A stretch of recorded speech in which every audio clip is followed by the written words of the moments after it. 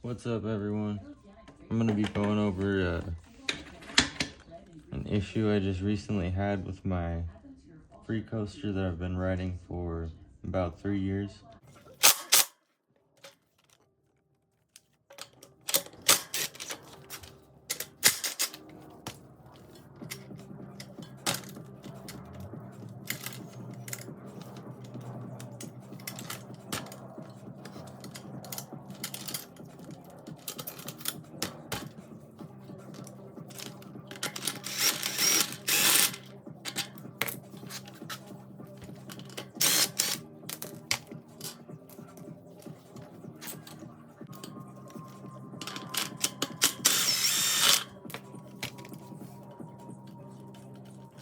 It's definitely important to pay attention to.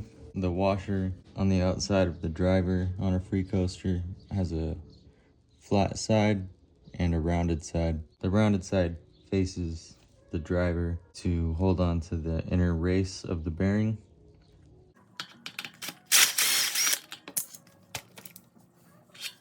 Spacer.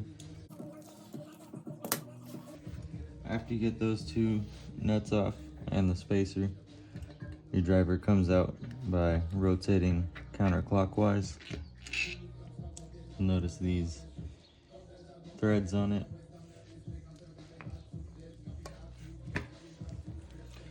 At this point, we have to press the axle out. I like to use a dead blow on this, just to not damage the axle or bearings or anything.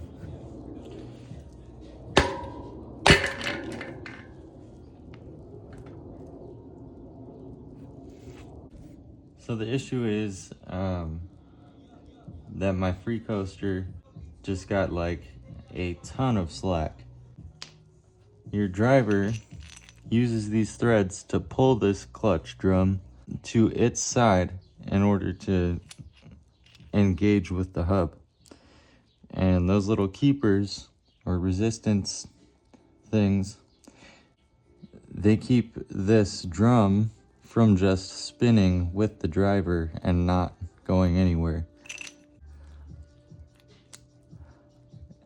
It has resistance, and when I turn the driver, the clutch drum, I don't know if that's the proper name for it, but it does its thing with engaging and disengaging.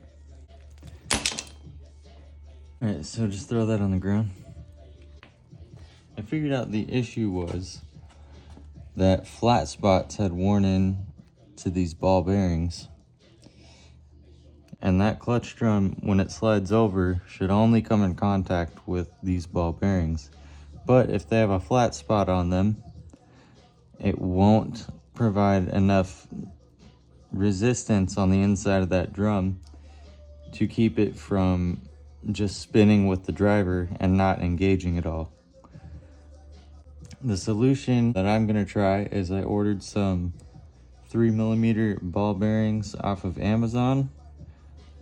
I got like a pack of 50 for $5, and I'm going to try to replace these with those. The hex head on these is 6mm, by the way.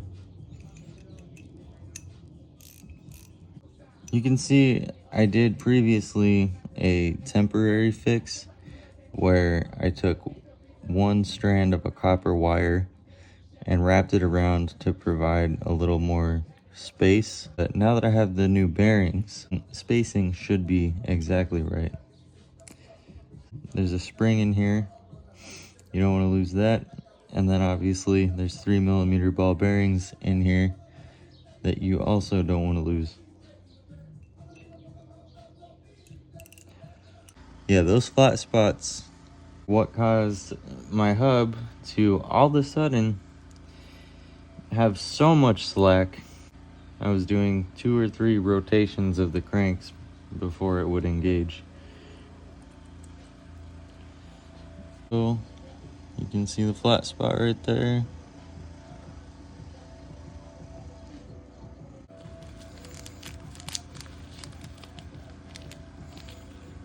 So hopefully they fit right.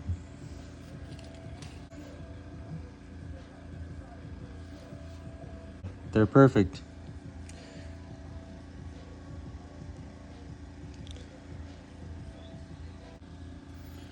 Okay, so throw a ball bearing in the other one too. Just gonna slap this all back together.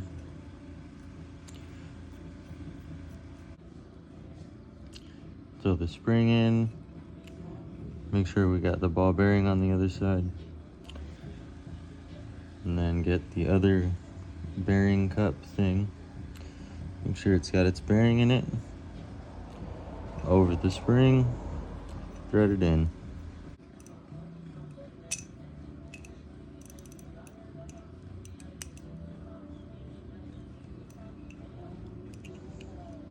And that's just the perfect amount of resistance. So you have those resistance keeper things, this spacer, then your slack rings, and then your wheel bearing. You can either use a hammer and a socket that's the perfect size as the outer race of the bearing, or you can use the hardware like the axle nuts to just pull it in. I'm sure y'all can imagine how to use a socket and a hammer to press that in, so I'll show you how to use the axle hardware. Before we press that in, this barrel engager thing goes inside the axle, or inside of the hub, and the axle goes through it. Our driver goes in on the other side, and it'll thread right into that little barrel thing. This is where you have to remember your special washer with the rounded edge. This washer goes with the rounded edge facing the driver so that it presses on the inner race of the bearing. After that, you have your axle nut. The smooth side is usually gonna go towards the hub, and the rough side towards your frame.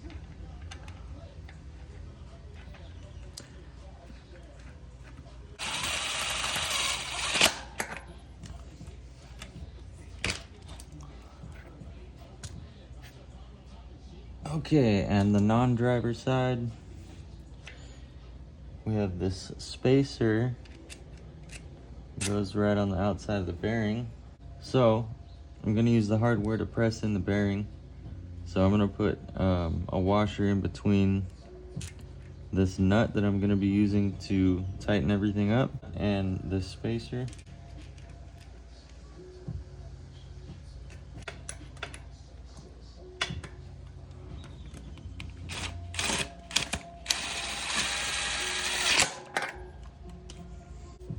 As I tighten this axle nut, it pulls the bearing right in.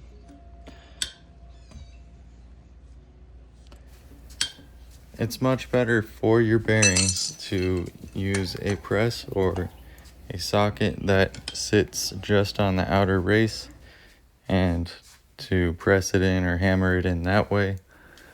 But if you don't have any of that stuff, this works in a pinch.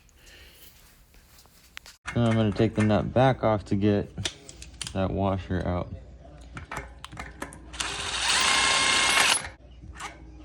Alright, and smooth side towards the hub, towards the spacer.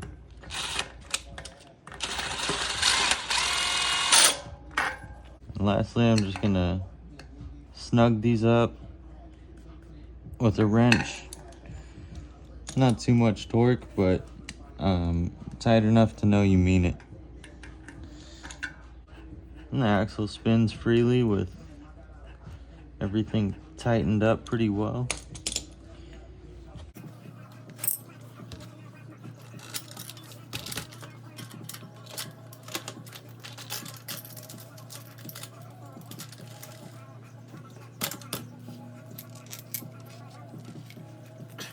And there it is. When we pedal forward, it engages. And then as it rolls, it disengages. and then it can spin backwards without forcing the pedals. But if the pedals engage, then that's how it's supposed to work. I hope this video helped. Like, subscribe, and go ride.